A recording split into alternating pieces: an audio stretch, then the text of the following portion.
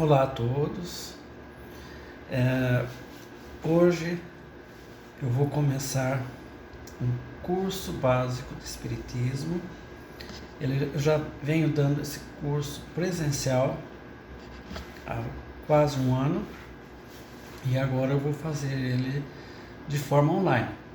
Tá? Objetivo: pessoas que querem fazer o curso, mas não têm condições, não têm tempo para fazer. Outros começam e são obrigados a parar por N motivos. Então ele vai ter o curso online, ele vai poder assistir o dia que ele puder, a hora que ele puder, e depois, se ele quiser continuar, isso aqui vai ser o básico. Se ele quiser continuar, ele vai lá no Centro Espírita Irmã Verônica e vai fazer um questionário referente a cada lição. Esse questionário tem que ser presencial. Alguém do centro vai ficar ali como monitor e a pessoa vai fazer esse questionário lá no centro, para ele poder dar continuidade depois aos outros cursos. Então, há necessidade de a gente dar prosseguimento com isso aqui via online, para atender a todos que necessitam. Aqueles que podem ir presencial, ótimo. Muitos não podem. Então não podemos nos esquecer dessas pessoas. E eu vou começar todas as aulas que foram dadas presenciais, eu vou fazer aqui online. Então vamos lá, começando a introdução do curso. É o seguinte: eu vou ler e durante a leitura eu vou explicando algumas coisas que se fizerem necessárias. Tá? Todas as aulas serão assim. Introdução. Este curso tem como objetivo geral levar o aluno a uma assimilação do conteúdo doutrinário fundamental da doutrina espírita. Para tanto, buscou-se a fidelidade devida aos textos da codificação, assim como induzi-lo à autorreflexão, ao conhecimento de si mesmo, de suas potencialidades e, consequentemente, modificação de sua conduta perante o mundo e a vida em sociedade. A proposta do Espiritismo, né? Esta apostila foi elaborada com o objetivo de dar ao iniciante do estudo da doutrina espírita noções básicas, com as quais ele possa se equipar para estudos mais profundos. Muitos dos temas desenvolvidos foram extraídos do livro Curso Básico de Espiritismo, edição 2000, da Federação Espírita do Estado de São Paulo. Tá. Introdução ao Curso Básico 1. Apresentação. Mesmo entre pessoas que se dizem espíritas, poucas conhecem realmente o espiritismo. A grande maioria prefere ouvir de outros, a ler as informações em fontes seguras. E, em se tratando de doutrina espírita, a fonte reconhecidamente segura são as seguintes obras de Allan Kardec. Primeiro, o Livro dos Espíritos. Segundo, o Livro dos Médiuns. Terceiro, o Evangelho segundo o Espiritismo. Quarto, o Céu e o Inferno. Quinto, a Gênese.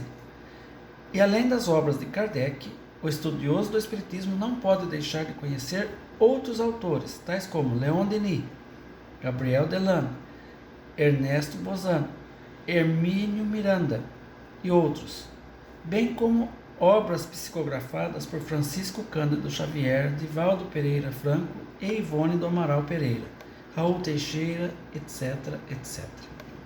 São obras muito boas que nós não podemos deixar de ler.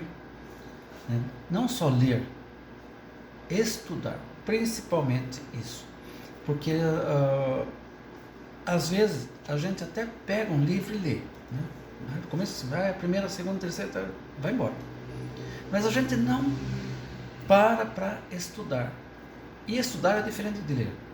Porque você lê alguma palavrinha que ficou solta, você não sabe muito bem o significado, você pula. Alguma frase que você ficou meio na dúvida, você passa. Isso é ler. Estudar não é você ler tudo aquilo que ficou mínimo de dúvida, você volta, você lê de novo, você pega um dicionário, você procura o significado daquela palavra que você não entendeu e assim sucessivamente. Lê, relê várias vezes o mesmo trecho até ficar bem fixado, né, o aprendizado. Isso é estudo. E a leitura é diferente. Você pega um livro e vai, né?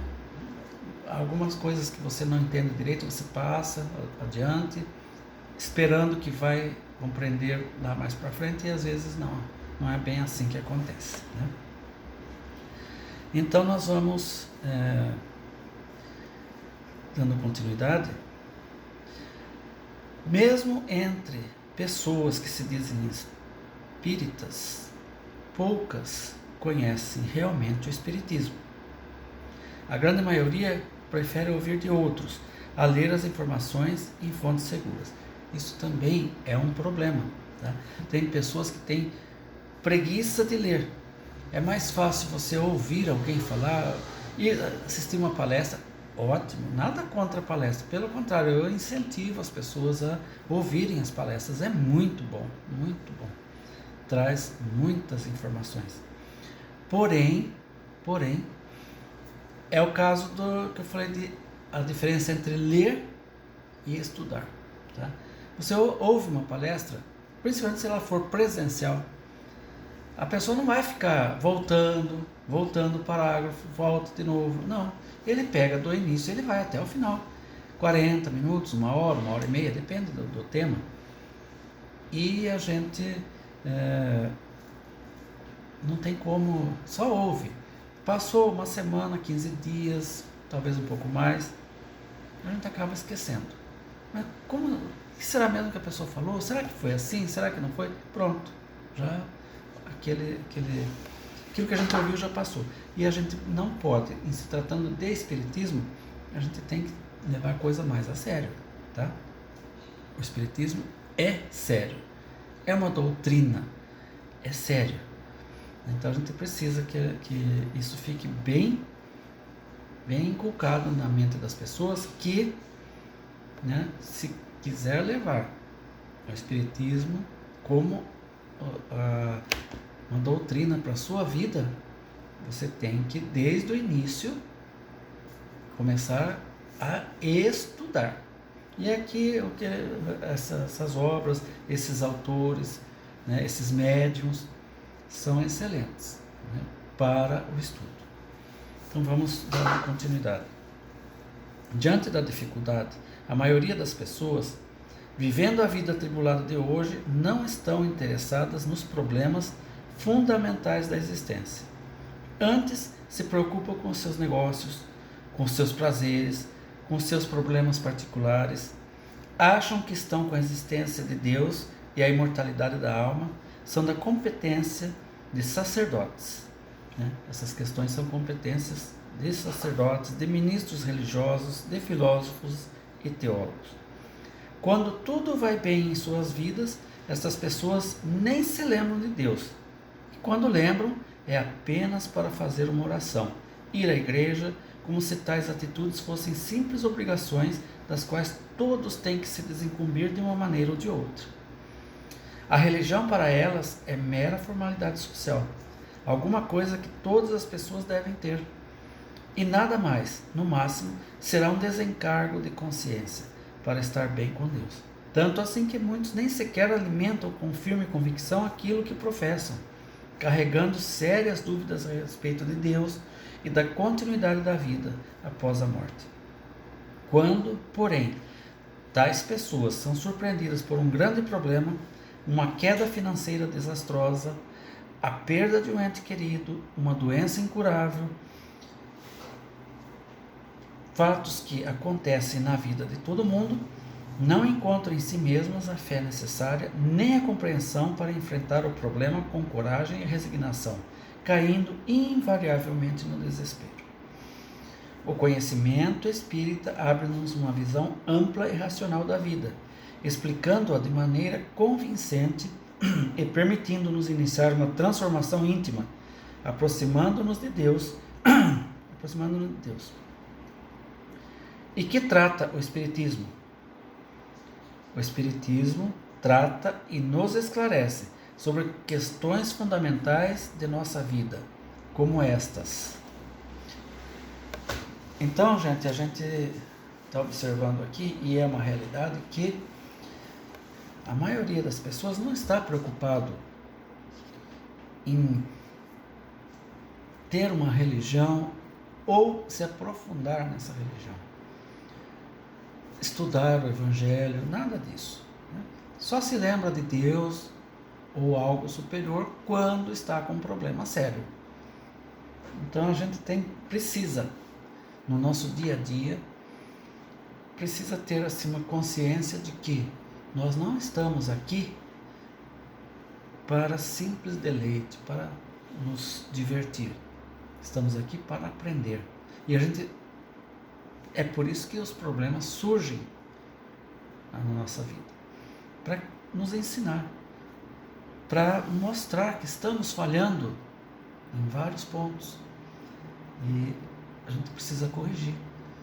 Então, ao invés de ficar revoltado porque está com um problema, porque surgiu um problema sério, a gente tem que procurar um meio de solucionar esse problema de forma pacífica, acreditando em Deus, na sua sabedoria e na sua justiça.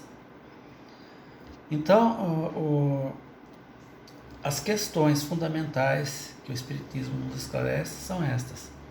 Quem é você? Antes de nascer, o que você era? Depois da morte, o que você será?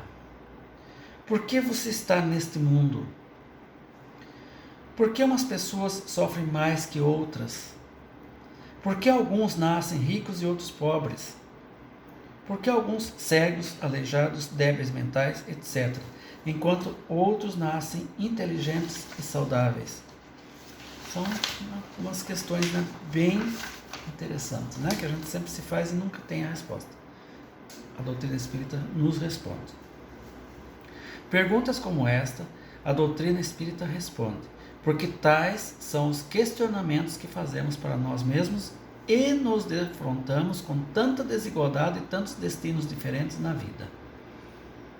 Então, o Espiritismo, à medida que a gente vai tomando conhecimento, ele vai nos esclarecendo todas essas perguntas. O que é o Espiritismo? Espiritismo é uma ciência que trata da natureza, origem e destino dos espíritos, bem como de suas relações com o mundo corporal. Foi revelada por espíritos superiores e codificada, quer dizer, organizada, em 1857 por um professor francês de nome Hippolyte Léon Denis Rivail, conhecido por Allan Kardec. Então ele simplesmente organizou toda o ensinamento que foi dado pelos espíritos em livros de forma sequencial. Muito bom. O sentido da religião espírita. O espiritismo não é uma religião organizada dentro de uma estrutura clerical. Nesse sentido, ele é profundamente diferente das religiões tradicionais. Não tem sacerdotes, nem chefes religiosos. Não tem templos suntuosos, não adota cerimônias de espécie alguma, como batismo, crisma, casamento, etc. Não tem rituais, nem velas, nem vestes especiais, nem qualquer simbologia. Não adota ornamentação para cultos, nem gestos de reverência, nem sinais cabalísticos, nem benzimentos, nem talismãs, nem defumadores, nem cânticos cerimoniosos, ladainhas, danças ritualísticas, etc. Nem bebida, nem oferendas, etc. O culto espírita é feito no próprio coração. É o culto do sentimento puro, do amor ao semelhante, do trabalho constante em favor do próximo. Somente o pensamento equilibrado no bem nos liga a Deus e somente a prática das boas ações nos faz seus verdadeiros adoradores.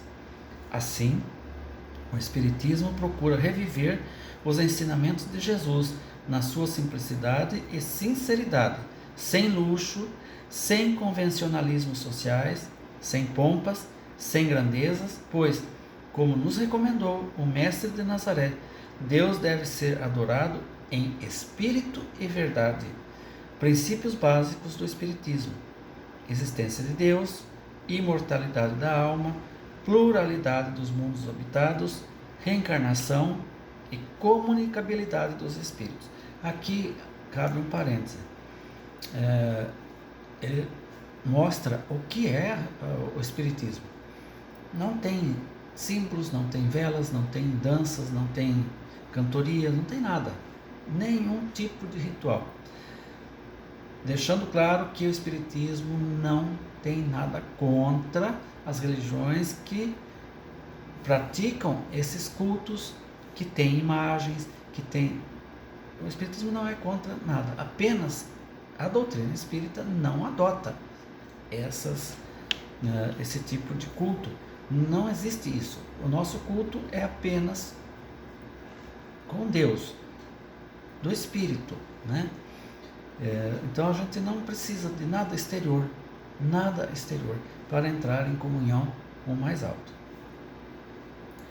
Então a gente não se você for numa casa que está escrito, né, que é espiritismo, que é espírita, mas você chega lá, você já se defronta com velas, com bebidas, com altares, com imagens de santo, não é espiritismo. Pode ser qualquer outra religião.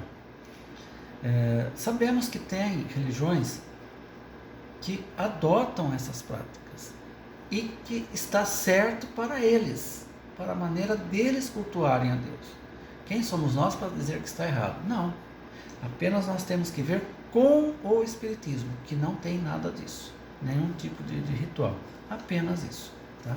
Sem criticar ninguém, sem dizer que esse está certo, que aquele está errado, nada disso, tá? Apenas no Espiritismo não temos nada disso. Quem somos? Para a doutrina espírita, somos espíritos encarnados, numa longa trajetória evolutiva, adquirindo experiências, corrigindo erros e alicerçando virtudes. Espíritos encarnados numa longa trajetória evolutiva. Quer dizer que nós não temos somente esta vida. Não. Nós temos várias e teremos várias outras reencarnações, né? A cada uma a gente vai se melhorando um pouco. Espiritismo e espiritualismo. Tem havido muita confusão com as palavras espiritismo e espírita. Magia, superstição, seitas e cultos, embora mereçam de nossa parte todo o respeito, não é espiritismo. E seus adeptos não são e não devem ser chamados de espíritas. O fato de se acreditar na sobrevivência da alma, na reencarnação ou na comunicação dos espíritos não torna ninguém espírita. Usar a denominação mesa branca é também errado. Falar espírita kardecista é redundância. Só se expressam assim aqueles que desconhecem a doutrina espírita. Veja bem, nós somos espíritas. Então, somente isso. Não existe espiritismo de mesa branca, kardecista, isso, aquilo, como a gente ouve muito, né? Muitos comentários falando assim: eu sou kardecista, eu trabalho num centro de mesa branca. Isso não existe. É espírita. As outras, nós temos Umbanda, Candomblé e por aí vai. São religiões distintas. Não é espírita. Embora haja manifestação mediúnica, só que a manifestação mediúnica não é só o espiritismo que tem. Muitas outras religiões têm, né? E nem por isso se dizem espíritas. Então, ela não é, nunca foi um patrimônio do espiritismo, tá? Não. A mediunidade está no mundo todo, com várias pessoas de várias classes sociais, de várias religiões. Então, o fato de a pessoa acreditar em espírito, ter alguma manifestação mediúnica, não quer dizer que ela seja espírita. Para ser espírita tem que estudar a doutrina espírita, os conceitos da doutrina espírita, aquilo que a doutrina espírita nos passa, tá? Objetivo desta introdução: talvez para muitos a leitura de Allan Kardec, logo de início, ofereça dificuldade, razão pela qual elaboramos esta introdução, visando auxiliar aqueles que estiverem decididos a frequentar o curso básico de Espiritismo.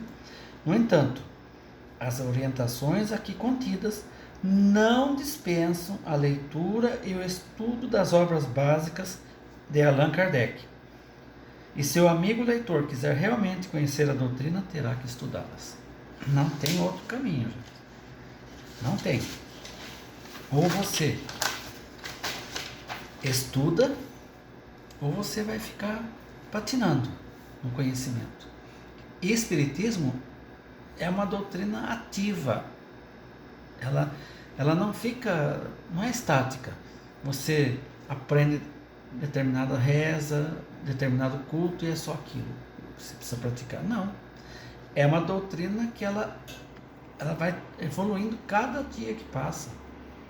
Então nós temos que estar em constante estudo para que a gente possa adquirir um mínimo de conhecimento, tá?